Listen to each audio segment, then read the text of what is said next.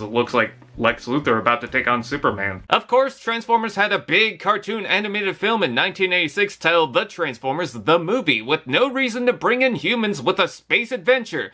But for some reason, they showed up anyways. Spike was one of the first humans the Transformers interacted with, but later he had a son, and both of them joined the Autobots across space using an advanced robotic suit. In Studio Series, Spike gets a mainline figure. These exosuits look like it hurts, with the legs twisting and arms swinging around. In the show, his arms would tuck in as he drove the thing, which, by the way, seems to be just a driven form for the sake of being mobile. So I guess he becomes a skateboard. There's not much to say on its aesthetics, it gets the original idea across, but it's more for practical use. To speed around, there's some jets behind the head, and up above, not only is this the first Studio Series 86 Core Class figure, but it's the first Core Class figure to feature blast effects plugging into the back with the regular system. You can see the guy driving with the missile-shaped dome up front. He can look side to side from the tab on top, which is clever, but it would be nice if he could actually look forward. Besides that, the hands can be used for weapon ports, and the wheels, while plastic, roll surprisingly well. It's more interesting than the buzzworthy Bumblebee one, and Slug's Daniel doesn't even have that mode, so he could shove off.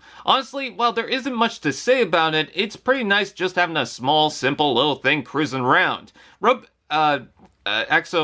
Human, other mode?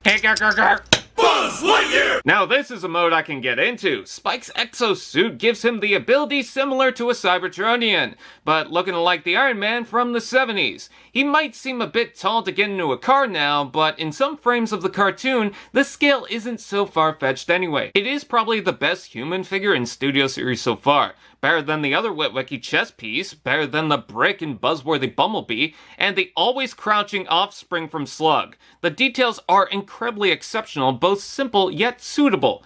And I just realized I could have made a pun there. The round parts that frame the foot joint, the seemingly functional arms, with the upper joint seemingly made from another material. The chest looks like a face with gold eyes, but the little paint additions work, so I don't think Hot Rod has any excuse. His head is encased with a dome, with a sculpt that certainly feels like a cartoon, just with no painted features like a horror flick, and no brains for Hannibal to consume. I do like the shirt at the bottom, and as a bonus feature, you can shift this tab to have him look side to side. I'm glad, but maybe a thinner tab would allow more movement. Did someone say articulation?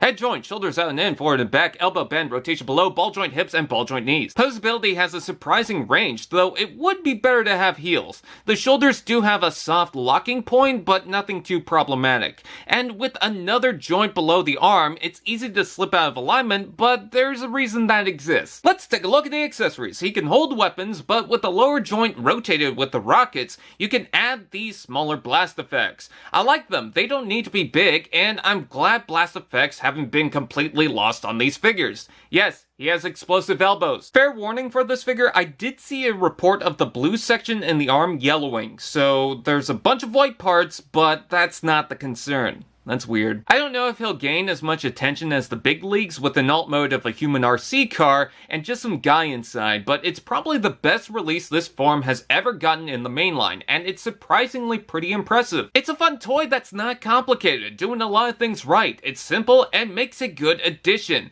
I don't know how easy it'll be to get since it's packed and shipped with more of the same from the first wave, but I'd say don't sideline this figure. Someone's trying to be a conehead. Allspark TV. Now that's just prime.